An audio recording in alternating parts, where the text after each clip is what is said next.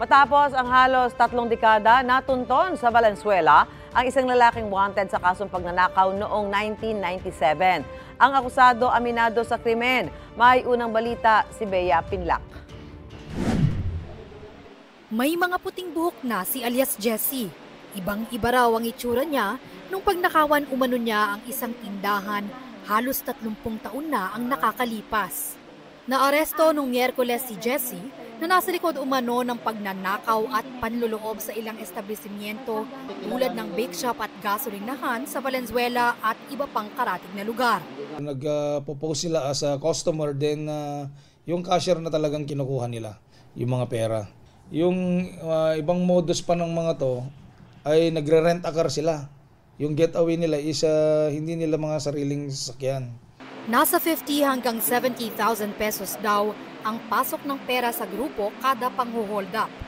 1997 pa nang unang lumabas ang warrant of arrest laban kay Jessie. Nang matukoy siya bilang miyembro ng Nieves Robbery Group noong 2021, panibagong arrest order ang inilabas laban sa kanya. Ayon sa pulisya, 27 taon nang nagtatago si Jessie. Pero giit ng suspect, nasa Valenzuela lang siya nitong nakaraang mga dekada. Aminado naman siya sa pagnanakaw na ginawa nila sa isang maliit na tindahan noong 1997. Napilitan lang daw siya at hindi na siya umulit. Binata pa ako noon, tapos napasama ako sa hold up. Siyempre ako naman, kailangan ko ng trabaho nung binata pa ako. Sumama ako. Tapos yun, hindi ko alam na yung palang pakay nila. Hindi na rin ako nakapalag na rin. 5 miyembro pa pati ang leader ng Nieves Robbery Group ang patuloy na tinutugis ng Valenzuela Police. Wala na raw ugnayan si Jessie sa iba pa niyang kasamahan. Ewan ko saan na sila ngayon.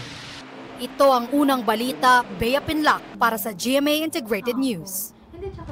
Mga kapuso, para una ka sa mga balita, mag-subscribe sa GMA Integrated News sa YouTube. Sa mga kapuso abroad, subaybayan niyo po kami sa GMA Pinoy TV at sa www.gmanews.tv.